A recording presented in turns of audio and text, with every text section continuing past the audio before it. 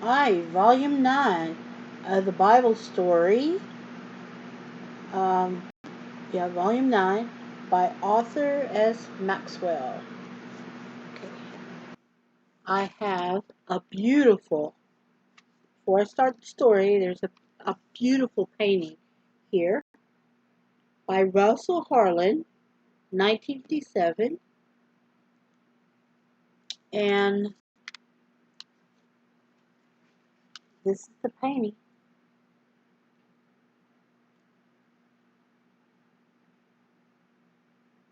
Has Mary right there looking in the tomb, and then the representation of the angel finished folding the the linen wrap that was around Jesus. Okay, and the caption reads, "Arriving at Joseph's tomb to complete the embalming of the body of Jesus, Mary was startled to hear an angel who who is rolled away, who has who had rolled away the stone. He's not here. He is risen." So we are in part 4, story 1, most glorious morning. Okay? You can be sure that Mary, the mother of Jesus, and Mary Magdalene, and of Zebedee children, the mother of Zebedee's children, and the rest of the women of Galilee didn't sleep a wink that night. They had but one purpose in mind: to get back to the tomb as soon as possible and finish the task of embalming their master's body. Yeah, which means cleaning it, putting the smelling stuff on it, get it ready, wrapped it right, because they figured that it wasn't wrapped right. I mean, that's just, women, they back then, they took upon themselves to do that. Okay, let me get back to the story. Just now, early, they started out to the tomb. Nobody, just how early they started out for the tomb, nobody knows. Tells us that it was very early, and John says that they got there when it was yet dark. And Matthew says that in the beginning, it was as it began to dawn toward the first of the towards the first day of the week. Eventually, it was a little while before sunrise. In their trembling hands, the women carried the spices they had begun to prepare before the Sabbath. They hoped that they might be able to persuade the guard to let them go into the tomb and embalm the body. Yet now, as they walked along the dark highway, a new worry troubled them. They remembered that they remembered the stone that Joseph and Nicodemus had rolled in front of the sepulchre, and a very great stone, was too heavy for women to move, and they said among themselves, "Who shall roll away the stone from the door of the sepulchre at this early hour?" Whom could they ask for help? Now they are picking their way over the rough land near the place of the burial. Suddenly they stop. Something has happened. The tomb is open. The great stone was no longer covers the entrance. Somebody was somebody had rolled it away. It came. It can hardly believe. They can hardly believe their eyes. What can this mean? Has someone been there already and robbed the tomb of its precious body? And what of the guard and the Roman seal? Yeah, uh, and the Roman seal. They can see no soldiers. As for the seal, it was broken. Who had dared to break this seal without permission from Pilate? As the dim light of dawn, they see an angel, not standing by the tomb, but sitting on the stone, as if to tell Pilate and the whole Roman Empire who really rules the world. His face shone like lightning, and his raiment was white as snow. Very frightened, the women turn to flee from the scene. But they are halted by the angel's lovely voice. Fear not, he said, for I know that ye seek Jesus, which was crucified. He's not here, for he is risen, as he said. Come see the place here, the, the place where the Lord lay. The gentle invitation set their fears at rest. They entered the sepulchre and found it empty, save for another beautiful angel sitting inside. The body of Jesus was nowhere to be seen. As they looked around, searching for it, the angel says, Why you seek for the living among the dead? He is not here, but is risen.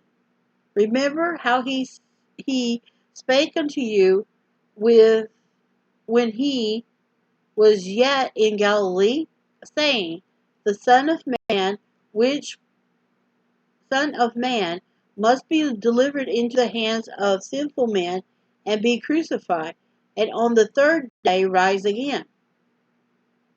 Go your way, the angel continues, tell his disciples and Peter that he goeth before you into Galilee. There shall ye see him, as he said unto you. At this the women hurried from the sepulchre and headed back to Jerusalem with fear and great joy. Never had they run so fast in all their lives. What a story they had to tell. Presently, panting and untidy, they reached the place where the leading disciples had been the sitting out the night. We have just come from the tomb, they cried. It is empty. The body is not there. And we saw angels who said he is risen, who said that he is alive. The disciples refuse to believe them. They think those poor women are so overtired and upset that they were seeing things. Their words seem their words seem to them as idle tales. But it's true, they cried. We saw the angels ourselves. They spoke to us. We heard them. One of them told us to tell Peter to meet Jesus in Galilee. And then, of course, it has up here at the top, it says Harlow down here, and it says Harlow up here at the top. So we got two pictures. That's the full. And then, give me a second. This is the top of the one.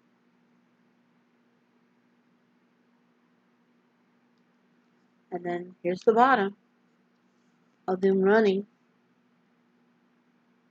back to Jerusalem.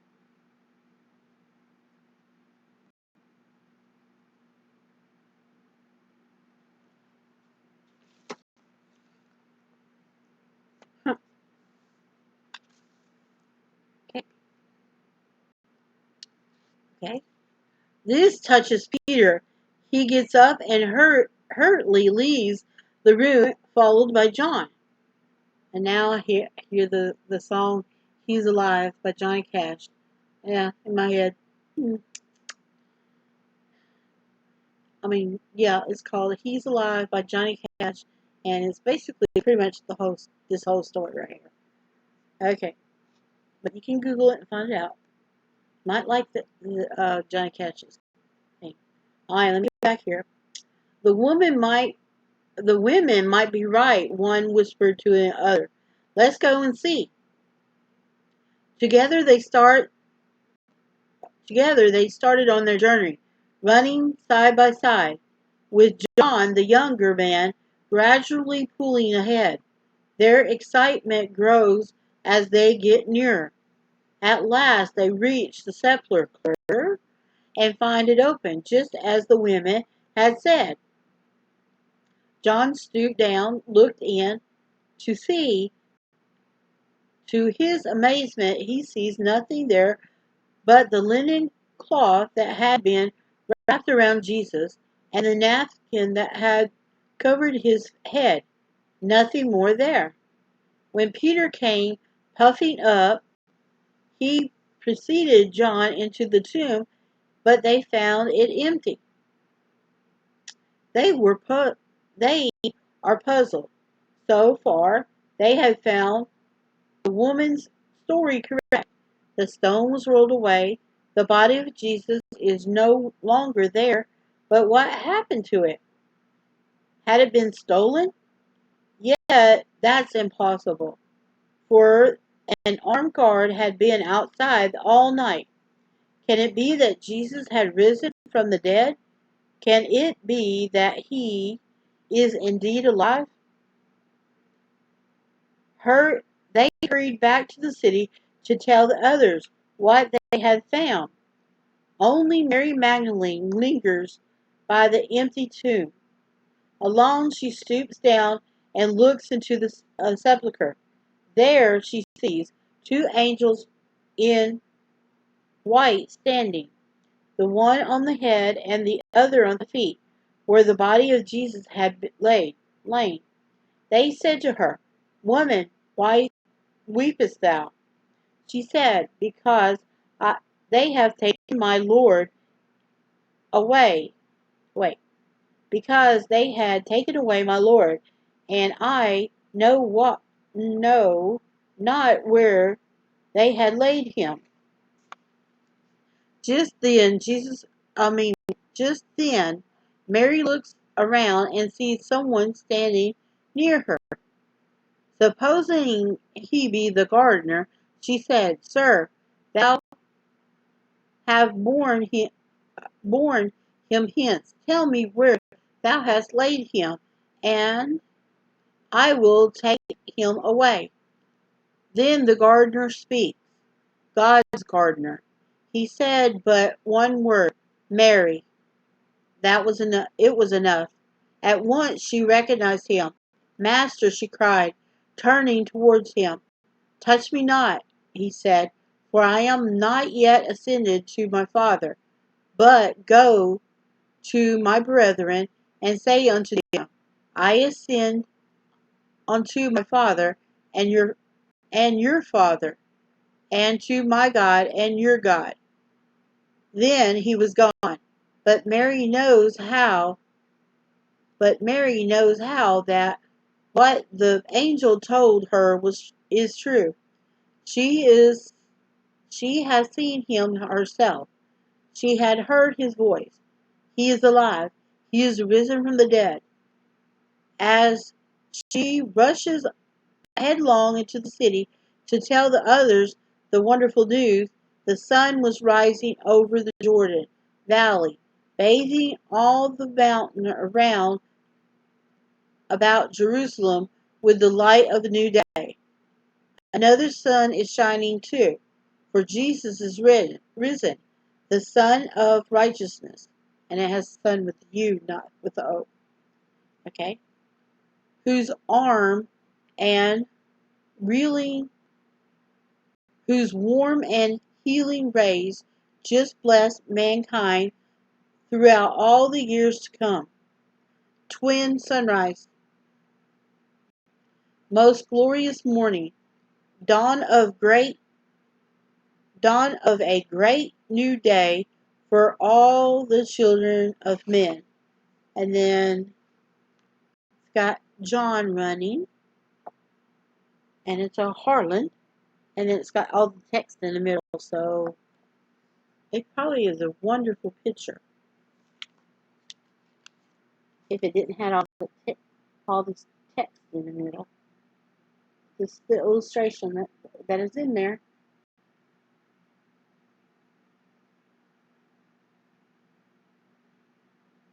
And you see John way over here running.